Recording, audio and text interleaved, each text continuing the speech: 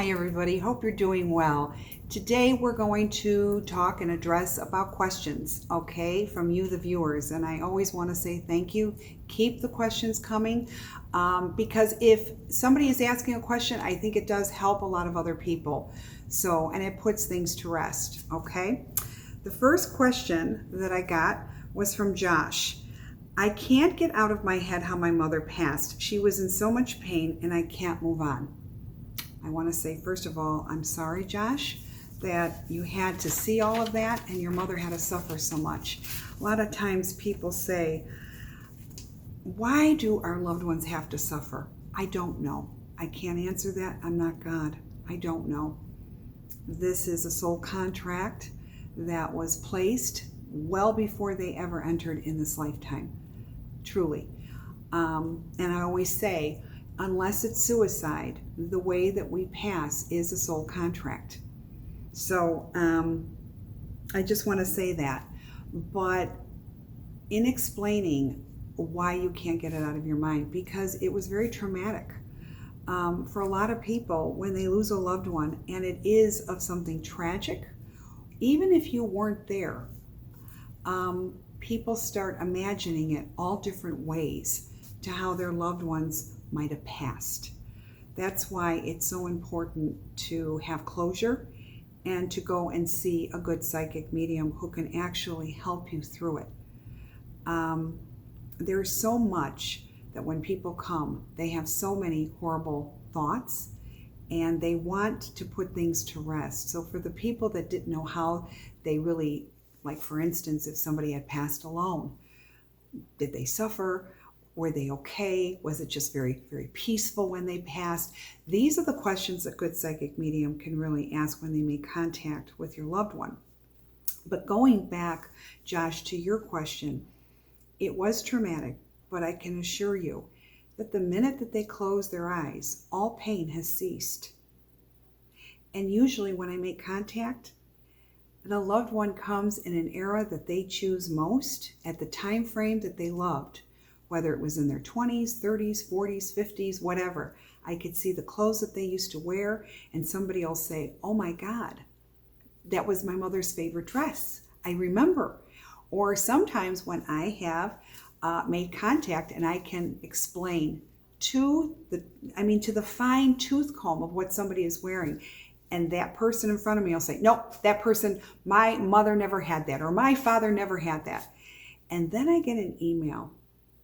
Oh my God, Susan, I was looking through the photos and I saw exactly what you said. And I don't know how I missed it. I don't know why I never remembered it, but you were right.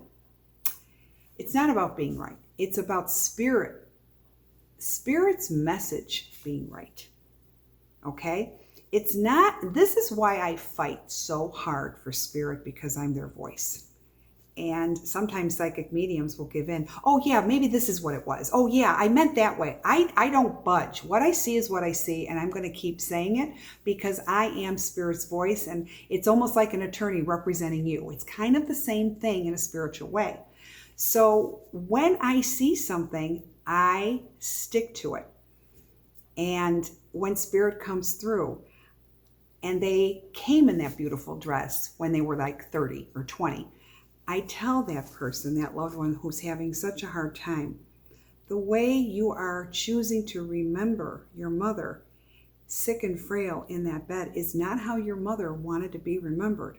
That was a way for her to pass, but that was not your mother. Take that picture that she loved that dress and what she looked like and her hair looking beautiful and her makeup or whatever it is, and take a picture and frame that. And every time you miss your mother, you look at that picture and you remember that that is your mother, because that is how she came to me. When you can start doing these things and you start surrounding yourself with the right kind of healthy love that your loved one wanted to leave you, especially coming through in a reading and showing you what they look now, or I'll even go further than that. When you have a dream of your loved one, and they come and they look great. They look perfect, because they are. They're coming to you in a dream because they're trying to let you know that they made it to the other side. They crossed and they do look great. They're not in that frail form or in bed dying and suffering. It's over. The minute that they closed their eyes, it was over. All pain has ceased. So be happy for them. Surround yourself with beautiful thoughts of how they really lived and who they really were and how they really looked. And if you can't, take some photographs, old photographs, bring them to light by putting them in frames and surrounding your home with that, because that is the presence that they come in. So Josh, I hope that that really helps you, because one last thing I want to address with that question is the last thing your mother would ever want you to do is to think of her in that respect, but also for you to go 20 steps back. Trust me, her soul is not thriving when you're doing that. So if you really, really want to honor your mother, live your best life, because she gave you life to live. And she is watching. So I hope that that helps you a lot. The second question that I have is from Colleen. And Colleen asks, what exactly are dark spirits? Dark spirits are any spirit that doesn't bring any good, that literally makes you feel horrible. Sometimes when you go to a home and you feel this presence, dark spirits, earthbound spirits, some are not going to bother you at all. And then you get others that they have no good, no place at all to even their intentions spiritually. So dark spirits are anything that just makes you not feel good. If they bring down your energy, if you feel lazy and you just don't feel like you want to do anything, that is an energy that is not good. It really isn't. So remove yourself from that. And if it's something that's in your house, then you have to have a paranormal investigation to get rid of it. Okay? But I always say dark spirits are not only here to create dark energy, but are here to grow it. This is very, very important. This is why it's so important to clear your space every week. I have many videos on sage. A really good one that I did about 5 years ago, it's called Top 5 Ways to Cleanse. Go back to that video. I teach you how to sage, what to use, and the prayer to use.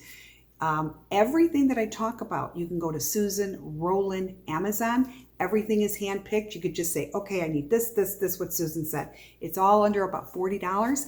But these are ways for you to keep your energy good and pure. You know, I always say, we don't live in a bubble. Where we go, who we talk to, we absorb energy. And sometimes energy is not so good. But you have the power to always clear it. And you can do that. Okay? So Colleen, I hope that answered your question. The last question that I have is from Alex. And the question is, I have a question for you and I hope you can do a video answering it. On one of your videos, you said you pass over after your funeral 72 hours.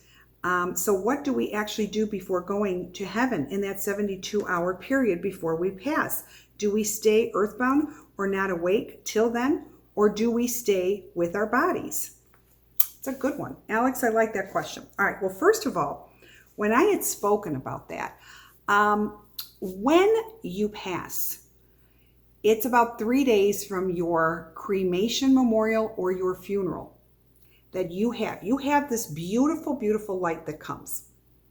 You have the choice to go through it right away, or you do have about 3 days to do what you want to do. Now you're going to say, well, why do we have that? Well, it's because, seriously, universe gives us a choice. If we want to hang out and see our funeral, our memorial, maybe just see how our loved ones are.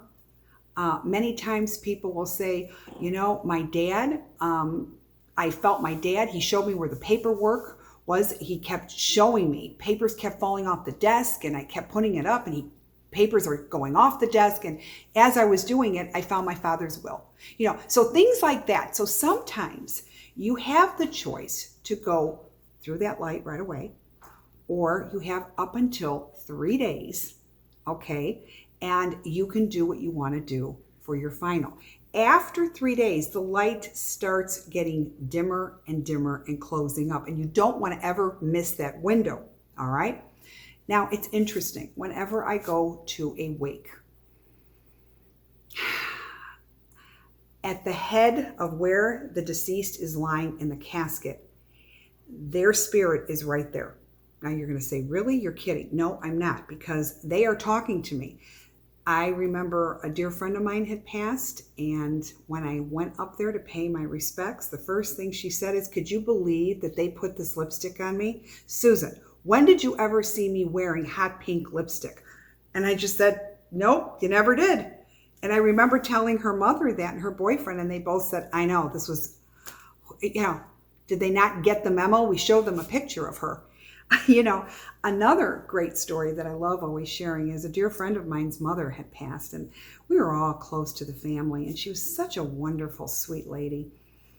And she had a beautiful rose color embroidered type lace that they laid the mother out on. And when I went up there, my daughter and I went to the casket, and we literally saw her like breathing. My daughter looks at me, I look at her, we both didn't say anything. And ironically, I said to her daughter, I said, your mother looks beautiful. And her mother was standing right behind her daughter. And she said, the dress was nice, Susan, but did she have to put me in a dress that pinched? I found that hysterical. And you know what? It did pinch.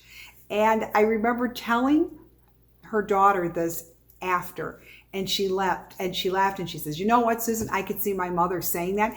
And ironically, she says, when I was picking out that dress, I thought, Mom pretty much wouldn't like it, but I love this color and I love the dress on her, so I'm putting her in that dress. It was really comical. It was very, very sweet. But yes, people sometimes will want to linger. Spirits will want to linger, and they have that right to do so.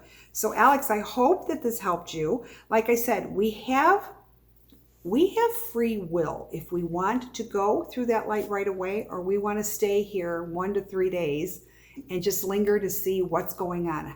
How was the funeral? How did they have us dressed? Who came?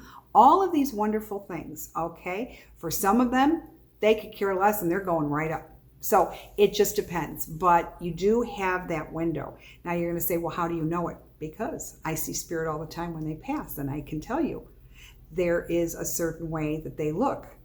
Now, the spirits that haven't crossed, they don't have this glowing light. I can always tell which spirit has crossed and which hasn't.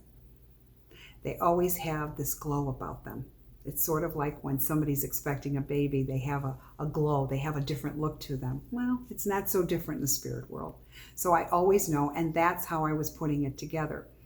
Another thing I did want to add a tidbit about that.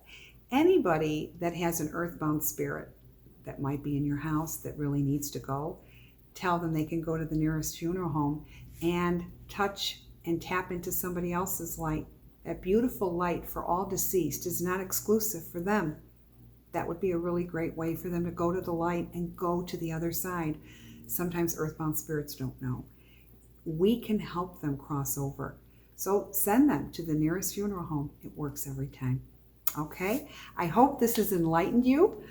Please keep the questions coming. I love all of them. Travis and I go through them and we love them. And I thank you for taking the time to write a question, and it's wonderful. So thank you from the bottom of my heart, and subscribe to YouTube, Facebook, and Instagram. Have a blessed week. All my love. Bye-bye.